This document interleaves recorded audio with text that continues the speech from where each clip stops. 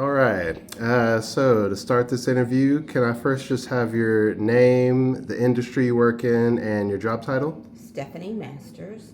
I am in hospitality. I am a manager for commercial enablement in our commercial services and performance division. Okay. Um, First, can you tell me about a situation where you've had your values challenged at work and how you handled it? There was a time, not at my current position, but um, at another position where I was the sales leader, I was director of sales and marketing, and the owner of the company asked me to take a contract that we had secured with a Fortune 100 company and put, bill them 6 months in advance so that he could make um, his bank requirements, but not to let the customer know that we were invoicing them for 6 months in advance. And while that wouldn't have been much of an issue to some, it was quite an issue to me because he also asked me to sign a document verifying that I told the team to do this and not him. And consequently, I told him no, and he was very upset with me. And this was a small business, and he had some choice words and threatened my job. And I literally told him, you can fire me if you want to, but I'm not going to do this. This is um, unethical, definitely. If we had been a publicly traded company, it would have been illegal. And I was unwilling to do that. Consequently, about 3 months later, I ended up leaving because I did not want to work for a company that would ask their employees to do those things. Right. Okay. Next question. What cross functional collaboration do you engage in and how do you manage it? Right now, as a commercial enablement person, manager at Hilton, that's really my job. I work with a cross-functional team of about 14 with 14 different disciplines. Everything in the enterprise, from marketing to sales, distribution, regional salespeople, on property people. So I literally interact with everyone because my job is to make sure that everyone's doing what they're supposed to do so that we can have commercial sales. Um, in that capacity, I do a lot of different things. I create work streams where if we have an objective that rolls into our KPIs for the corporation, making sure that those work streams are working as they should, taking the actions and doing what they're supposed to do. I also use Planner. I use a lot of Microsoft Planner, keeping people on task, and it obviously pings people when things need to be done. So I use that, and then I actually manage our commercial plan, and it has about 70 items from all of those disciplines. And so we do a monthly meeting and then bi-weekly meetings where they've identified whether things are in progress, if they're at risk, or if they are going according to plan.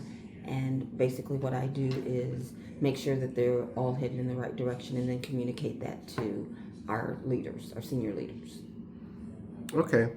And just like a follow up on that, so you work with a lot of different job functions. Do you communicate to them all in the same way? No, you can't. In fact, that's one of the things that we have to be particularly concerned with. I actually work with our CALA or Latin American teams, and one of the challenges is always remembering that most of the people that I interact with, English is their second language. And because of that, you can't communicate the same way. Sometimes in America, it's very normal for us to call someone or chat someone and get right to the point, right? In business, it's like get right to it. But in different cultures, especially in Caribbean cultures, in Latin American cultures, it's considered rude if you don't greet them, if you're not asking them how they're doing, things of that nature. So there's some nuances with that, in addition to making sure that you understand how people receive and give information. Some people like email, some people like team chat, some people don't want you to ever chat with them. Right. So trying to figure out what people, how they want to be communicated, and then communicating accordingly. Right. Okay, that's good. So you're paying attention to like the function, their individual communication preferences, and also like, cultural differences in communication. Yeah. So that's a lot to have to manage. Can you share an experience where you led your team through a major change? Well, COVID gave me a great opportunity to lead a team in a major change. At that point, I had a different role, but I had a team of 25. And while we were still working, people were being laid off around us. People were also being asked to do more than they've ever done before. As a leader, I was asked to take on another team. So my team went from 25 to 50 overnight, and in an area where I wasn't familiar with that piece of business. So while I was still trying to manage my team, I was managing a new team too, with the new responsibilities that I didn't know, and then I had to cross train them so that they could become one team and do each other's jobs. Quite challenging. What I did in that scenario is I have kind of a relationship model. It's called know, like, appreciate, and trust. I got that from an old boss, and he said, you got to get to know people. You got to find something that you like about them. You got to figure out how you can build trust and build the appreciation too. So I used that model, took the time, explained to people, this is why we're doing it this way. It makes the most sense for the organization at this point, all the while managing their emotional piece too, because when you get that survivor's remorse, that everybody got laid off but you didn't, and you think you're fortunate to do that, and then there's also the part where you feel like you're unfortunate because you're having to do the work of everyone else and kind of save the company, right, so that the other people can eventually come back. So that was a very challenging, really it was about 18 months, because it took us about 18 months to recover after COVID to get back to where we thought we were business as usual. Right.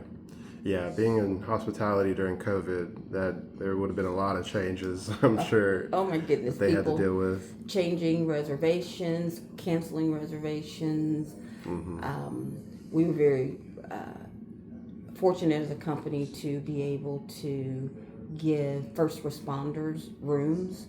And so the business didn't stop, just the nature of the business kind of changed. Right. And so working through that, not putting, and then slowly we went from 90% occupancies, 80% occupancies, which are, tremendously great occupancies, to 1%, literally. Oh, wow. In the course of like a week. The whole country shut down. So, yeah. And then you have the concern about the people who are working at the hotels, right, who, they're losing their jobs too. Yeah. So. And then social distancing, and I'm sure there was different food safety requirements and all that stuff in there too. We had to enact all different types of programs. We had a clean, I think it was called Clean Sweep, and it was new protocol for how housekeeping had to take care of rooms, because it's everything from remotes being put in plastic bags, to putting a seal on the door to make sure that the door has been sanitized for the guests who are coming in. And then the challenge was getting that ramped up, was also the challenge when we had to ramp it down. Because what we found was some people didn't want to go back to doing more or doing less. It was like it was weird. It was a very challenging time, to say the least. That's interesting. Next question. What advice would you give to someone starting in a management position for the first time? What I would give, the advice that I would give someone who's just starting as a manager is first to really understand that people don't work for companies, people work for people. And that sounds like an old trite thing, but it's really true. And another former boss one time told me that the most important thing that I could do is to build people.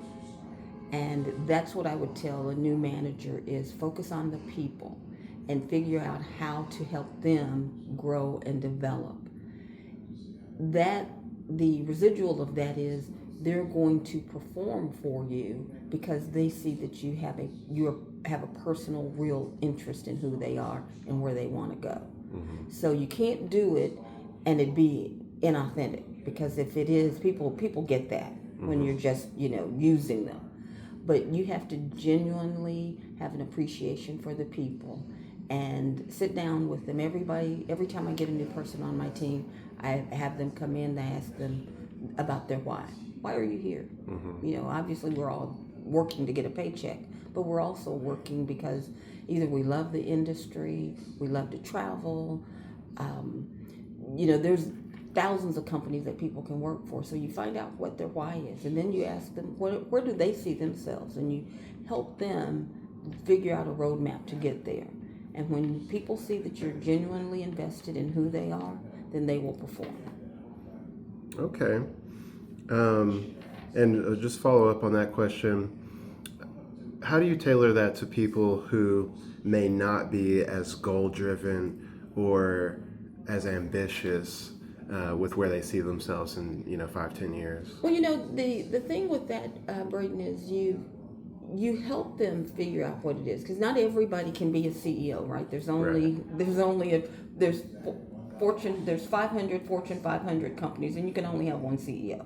So not everybody's going to be driven, but you can ask them, do you have a desire to see another part of the business? It might be a lateral move, because sometimes I've taken lateral moves in my career just to expand my knowledge of what I'm doing.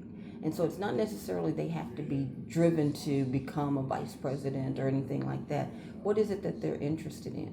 And then you find people who say, I just want to do my job. Well, the way the world's working now is it's hard to just do your job. Everybody, since I've been in this position 2.5, 3 years, I've gotten 5 or 6 different things that are unique and different than what I signed up to do. It's just not the nature of the business. And so I would try to encourage that person to understand where business is now. And while they may not know where they want to go, sometimes some of the best career moves I've made have been by happenstance. I was in a meeting, somebody asked me to do something, I did it, I was successful, and then I got another promotion. So you may not know exactly where you want to go, but you should have an idea. Everybody working should have an idea of what they want to be doing in 5 years. Right. Okay, excellent. I think that covers it. Thank you so much for your time today. You're welcome. Thank you.